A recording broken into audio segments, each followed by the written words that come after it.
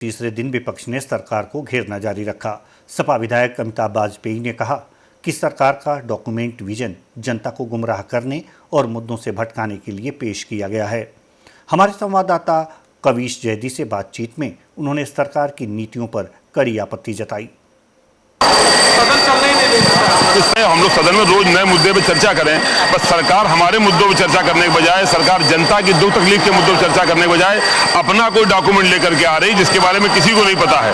हम लोगों ने जो उनका डॉक्यूमेंट पढ़ा है वो 17 का मैनिफेस्टो पढ़ा है, 22 का मैनिफेस्टो पढ़ा है, जिसमें बहुत सारे काम अभी तक हुए नहीं है। तो हम लोग जनता की तरफ से इनसे पहले रीजन पूछेंगे कि आपने पिछले वादे क्यों नहीं पूरे किए, तब इनको मौका देंगे कि आगे कोई बात ही बता सकें। फिलहाल इनका मैंडेट 2027 तक का है, 2027 के आगे का मैंडेट सरकार के पास नहीं है, इसलिए सरकार को कोई अधिकार नहीं है 2027 से आगे की बात करने का।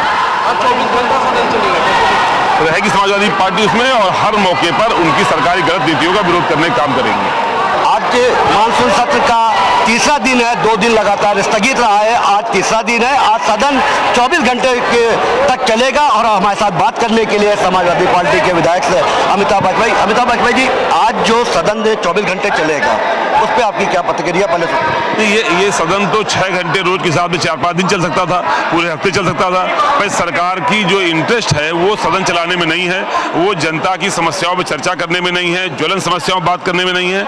ये सरकार अपना ही एजेंडा चलाती है। इसका मूल एजेंडा तो नफरत का है, घृणा का है, धार्मिक मामलों में लड़ाने का है और उसकी आड़ में ये विजन पेश करके जनता की मूलभूत समस्याओं से जनता का ध्यान भटकाना चाहती है। और जनता इनसे सवाल ना पूछे कि आपने 17 और 22 के मैनिफेस्टो में जो घोषणा करी उनको पूरा क्यों नहीं किया, उसका रीजन ना पूछे, इसलिए इस तरह का इवेंट लाई है। अमिताभ जी, उत्तर प्रदेश भाजपा सरकार विजन नहीं, रीजन डॉक्यूमेंट्स निकाल के बताना चाहिए कि उन्हें किस रीजन की वजह से अपना एक भी वादा पूरा नहीं किया और इसी को लेकर आज आप लोग विरोध प्रदर्शन कर रहे हैं। यही हमारा एजेंडा। हम उनसे पूछेंगे, हम उनके वादों की सूची लेकर के आए हैं, हम लोग उनसे एक एक वादे पूछेंगे, आप बताएं ये वादा आखिर आपने किन कारणों से पूरा नहीं किया।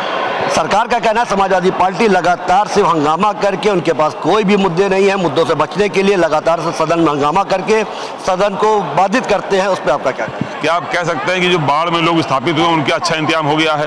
क्या आप कह सकते हैं कि प्रदेश की बिजली व्यवस्था अच्छी है? क्या स्वास्थ्य व्यवस्था अच्छी है? क्या सड़कें अच्छी हैं? क्या बेरोजगारी दूर हो गई है? क्या महंगाई कम हो गई है? जब इतनी सारी समस्याएं मुंह बाय खड़ी हों और कानून व्यवस्था पे सरकार कंट्रोल होने के बजाय मुख्यमंत्री की जात के कुछ लोगों का कंट्रोल हो गया हो, ऐसे में सब मुद्दों की कमी नहीं है। सरकार इन मूल मुद्दों से भाग करके अपने मुद्दे थोपना चाहती है और विपक्ष अपने मुद्दों पर कायम है। हम जनता के सरोकार ही उठाएंगे, सरकार की हाँ में हाँ नहीं।